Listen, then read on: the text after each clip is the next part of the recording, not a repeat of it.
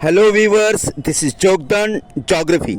हमें भाइयों की तरह एक साथ रहना चाहिए या मूर्ख की तरह एक साथ नष्ट होना चाहिए। ये पंक्तियाँ हैं मार्टिन लूथर किंग की, जो सारी दुनिया को मिलकर रहने का संदेश देती है।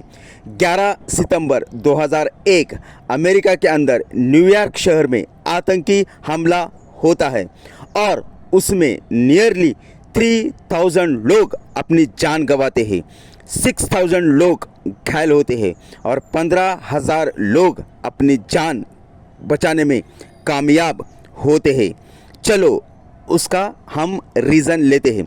ओसामा बिन लादेन, जिसका जन्म सऊदी अरबिया में एक अमीर घराने में हुआ था, उसने इकोनॉमिक्स और बिजनेस की पढ़ाई की थी, लेकिन जैसे जैसे वो बड़ा होते गया वैसे वैसे उसको अमेरिका की फॉरेन पॉलिसी बिल्कुल पसंद नहीं आ रही थी, क्योंकि अमेरिका एक वेस्टर्न कंट्री था और ये वेस्टर्न कंट्री मिडल ईस्ट के अंदर पूरी तरह डिस्टर्बेंसेस कर रहा था।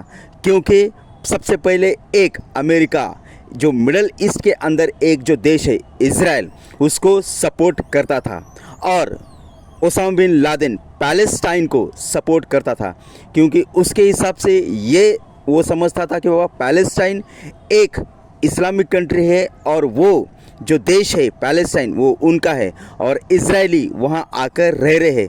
और धीरे धीरे जो है वो इजरायली जो जीविश लोग थे वो धीरे धीरे पैलेस्टाइन पे कब्ज़ा कर रहे थे। मतलब उसका मेन कॉज टेरर अटैक का मेन कॉज था कि बाबा मीन्स अमेरिका की फॉरेन पॉलिसी, पहला रीज़न। दूसरा रीज़न ये था कि बाबा सऊदी अरेबिया के अंदर अमेरिका ने अपनी फ़ौजें जो है वो तैनात की थी, यानी America has deployed its forces in Saudi Arabia. और ओसामा बिन लादेन के विचार से सऊदी अरेबिया ये जो है एक होली कंट्री है, एक पवित्र देश है और इस पवित्र देश के अंदर अमेरिका के फौज आना ये उसे बिल्कुल पसंद नहीं था। इसीलिए जो है ओसामा बिन लादेन के मन में अमेरिका के लिए नफ़रत जो है वो बढ़ती गई और धीरे धीरे ये सोचने लगा कि वाह इसका बदला ज़रूर लेना चाहिए। और इसीलिए उसने 1980 यानी 1980 के अंदर एक अल कायदा नाम की संगठना बना दी और उस संगठना धीरे धीरे जो है उसके मेंबर्स बढ़ते गए और वो मीन्स नए पीढ़ियों को मीन्स अमेरिका के खिलाफ जो है वो भड़काने लगा और उसने ये प्लान किया कि वह हम एक दिन अमेरिका का ज़रूर बदला लेंगे। दूसरा कारण ये कहा जाता है कि वह उस पीरियड में पूरी दुनिया में कोल्ड वॉर था। पूरी दुनिया दो ग्रुप में बटी हुई थी, एक कम्युनिस्ट और दूसरी कैपिटलिस्ट। कम्युनिस्ट के अंदर रशिया चाइना आता है और कैपिटलिस्ट के अंदर मीन्स मैक्सिमम यूरोपियन कंट्री आती है, जिसमें अमेरिका भी आता है जो नॉर्थ अमेरिकन कॉन्टिनेंट के अंदर आता है। तीसरा कारण ये कहा जाता है कि वह यूएस ने जो इराक के ऊपर आर्थिक पाबंदियाँ लगाई थी, जिसकी वजह से इराक को बहुत सारे आर्थिक समस्याओं का सामना करना। इस तरह ओसामा बिन लादेन के अंदर अमेरिका के खिलाफ नफ़रत बढ़ती की। बाद में वे सऊदी अरेबिया से अफ़गानिस्तान आ गया और अपनी अल कायदा इस टेरर ऑर्गेनाइजेशन या टेरर संगठना, आतंकी संगठना, इसके ज़रिए जो है वो प्लानिंग करते गया कि वह हम एक दिन ज़रूर अमेरिका को सबक सिखाएंगे और उसी के ज़रिए उसने तय किया कि हम अमेरिका पे अटैक करेंगे। लेकिन कहाँ अटैक करेंगे? मेन ये जो है अमेरिका का न्यूयॉर्क शहर था और जो वर्ल्ड ट्रेड सेंटर्स की दो बिल्डिंग्स, नॉर्थ ब्लॉक और साउथ ब्लॉक, ये एक जो है अमेरिका की आर्थिक राजधानी कहलाते थे।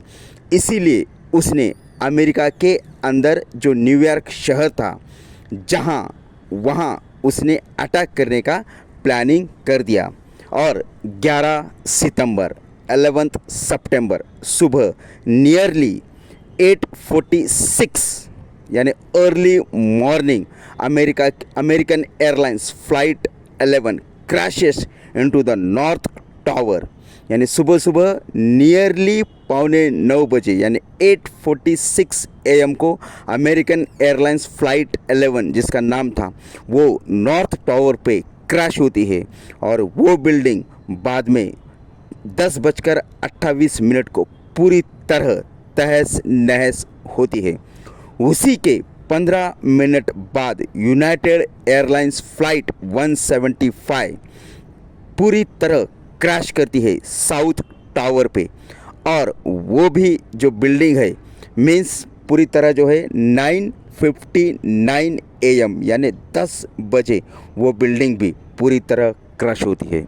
और इस तरह जो 2 टेरर अटैक हुए थे विद इन 15 मिनट के अंदर, एक 8:46 और दूसरा मीन्स 9 o'clock यानी 9:03 में 15 मिनट के अंदर ही, जहां दोनों फ्लाइट्स अमेरिका के अंदर के ही बोस्टन शहर से रवाना होती है और न्यूयॉर्क में आकर दोनों वर्ल्ड ट्रेड सेंटर्स को उड़ाती है।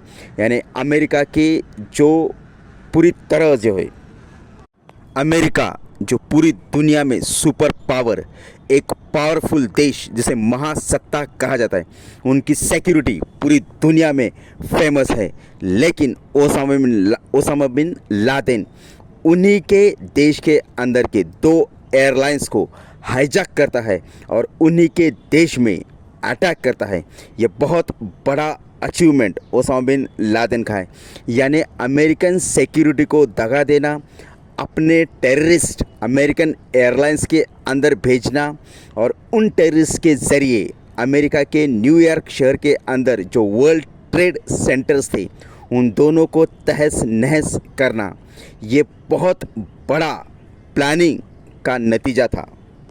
उस वक्त अमेरिका के प्रेसिडेंट जॉर्ज बुश थे, जो उसी वक्त कहीं ना कहीं एक स्कूल में बच्चों के साथ पढ़ाई या उनकी पढ़ाई चेकिंग कर रहे थे। जब उनको पता चलता है कि वह अमेरिका के अंदर टेरर अटैक हुआ है, सबसे पहले वो सोचते हैं कि वह जो एरोप्लेन का जो कैप्टन था शायद उसको हार्ट अटैक हुआ होगा पहले अटैक में। लेकिन जैसे ही 15 मिनट के बाद जब दूसरा अटैक होता है तब वो हक्का बक्का होता है और फिर पूरी दुनिया को वो संदेश देता है कि वह आज 11 सितंबर है 2001 अमेरिका के अंदर टेरर अटैक हुआ। ये जो न्यूज़ है पूरी दुनिया में फैल जाती है। उसके कुछ ही दिन बाद United states of America unite होता है। यानी अमेरिका के अंदर 2 पार्टियां हैं, डेमोक्रेटिक और रिपब्लिकन। और उस वक्त ये दोनों पार्टियां, डेमोक्रेटिक पार्टी और रिपब्लिकन पार्टी, जॉर्ज बुश को सपोर्ट करती है कि वो किसी भी हालात में ओसामा बिन लादेन को ख़त्म करना चाहिए। इसीलिए अमेरिका अपनी सैन्य बल पूरी तरह जो है वो अफ़गानिस्तान में डिप्लॉय कर दी थी। यानी अमेरिका अपनी सेना अफ़गानिस्तान के अंदर भेजती है और उनको कहा जाता है कि वह ओसामा बिन लादेन को सर्च करो और ख़त्म करो। नियरली 10 साल अमेरिकन सेना को ओसामा बिन लादेन को ढूंढने को टाइम लगता है और बाद में 10 साल के बाद ओसामा बिन लादेन की हत्या की जाती है। यानी Osama bin Laden was killed by the American forces. लेकिन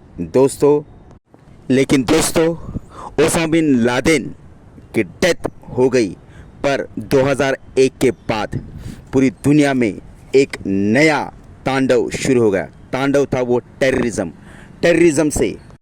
आज टेररिज्म धीरे धीरे पूरी दुनिया में फैल रहा है।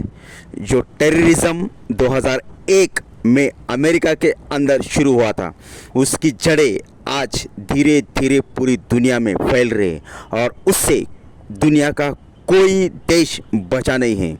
यूरोप के अंदर हो या ऑस्ट्रेलिया के अंदर हो या अमेरिका के अंदर हो, हर साल कहीं ना कहीं टेरर अटैक होते ही जा रहे। जर्मनी हो, इंग्लैंड हो, ऑस्ट्रेलिया हो, न्यूजीलैंड हो, इवन हमारा भारत देश भी इससे बचा नहीं है। भारत देश के अंदर ही 26/11 ये टेरर अटैक हम कभी नहीं भुला सकते। इसीलिए भारत एक शांति प्रिय देश है और भारत हमेशा जो है पूरी दुनिया को शांति का संदेश देता है। और भारत का यही कहना है कि दुनिया को युद्ध नहीं बुद्ध चाहिए। इसीलिए हमें we must say today that we don't want war, we want peace. Thank you.